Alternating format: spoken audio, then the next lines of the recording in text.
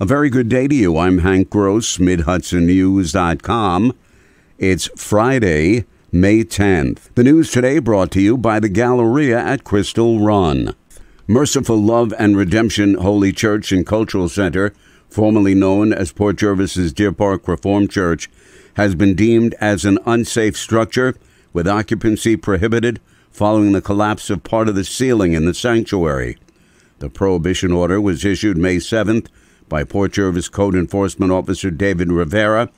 Mayor Dominic Sicalise was saddened by the situation. We hope we can find some sort of, a remedy to the situation. But it is a sad situation. Deer Park Reformed Church has been it's conveniently located on our East Main Street, and, it's been a part of our community forever. Designated as the city's oldest church, the 30 East Main Street structure was built in 1868 for a congregation whose roots extend to 1737, early Dutch settlers. State police have arrested a 20-year-old New City student in connection with gashing a state trooper's head with a metal water bottle during last weekend's pro-Palestinian protest and encampment at SUNY New Paltz. Following investigation, police arrested Aiden O'Brien of Rockland County and charged him with assault, reckless endangerment, criminal possession of a weapon, disorderly conduct, and trespass. He was arraigned and remanded to the Ulster County Jail with cash bail set at $5,000. The injured trooper received stitches to close the wound over his left eye.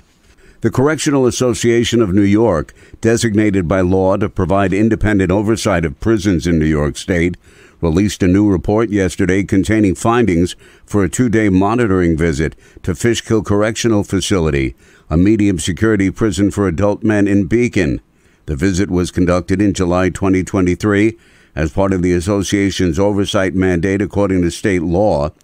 According to the report, the primary concerns raised on the visit involved deteriorating infrastructure, extreme temperatures, and limited access to health care and programmatic activities due to staffing shortages and other factors. Abuse of inmates by staff was a serious concern, says the Correctional Association's Sumit Sharma. We ask on our monitoring visits if folks have seen or experienced physical, verbal, sexual assault or abuse at this prison. It came out on the higher end, people responding that they had seen or experienced verbal, physical, or sexual assault than other medium security prisons that we visited recently. The only prison with a higher incidence was Marcy Correctional Facility, Sharma says. More news right after this. Find over 100 retailers allowing you to spend hours shopping safely at the Galleria at Crystal Run. Enjoy the big brands and the diverse selection of family-owned stores all in one location. The Galleria at Crystal Run offers dining options for everyone with Fuji, 110 Grill, Allen's Mediterranean Grill, and Peru Cuisine. Discover the Mid-Hudson Valley's premier shopping, dining, and entertainment destination, the Galleria at Crystal Run. For more information, follow us on Instagram, Facebook, or visit GalleriaCrystalRun.com. The Ulster County Legislature's Ways and Means Committee yesterday rejected a new policy to dedicate revenue generated from collection of the occupancy tax to housing and transportation initiatives. Majority Leader Abe Uchitel said the policy would have guaranteed funds are there for those initiatives.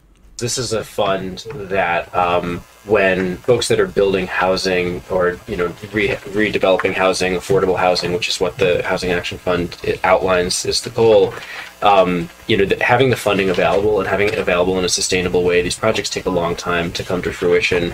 And to know that that money is there and that the county is committed to it in a sustainable way as opposed to a one-time injection is fairly significant. 25% of the occupancy tax would have been applied to each the housing and transportation initiatives. Dutchess County Executive Sue Serino has announced the county will use a $13 million state grant to implement a new model for addressing homelessness by helping people overcome barriers and transition them into permanent housing. The State Office of Temporary and Disability Assistance has granted the county the funds for capital costs associated with retrofitting the 26 Oakley Street property in the city of Poughkeepsie. The new facility will provide temporary housing with supportive services in one location and enable the county to close the existing pods, which have served as emergency housing shelter since the start of the COVID-19 pandemic in 2020. Serino said Oakley Street will be a state-certified facility, with every individual going through an intake process prior to admission. A 47-year-old Middletown man has been sentenced in Orange County Court to 6 years in state prison, followed by 5 years of post-release supervision in connection with his guilty plea to robbery. It was alleged that David Johnson approached a man who was entering a Middletown grocery store on March 12, 2023, and demanded money. Johnson pursued the man as he walked away, grabbed him by the throat, and knocked him to the ground.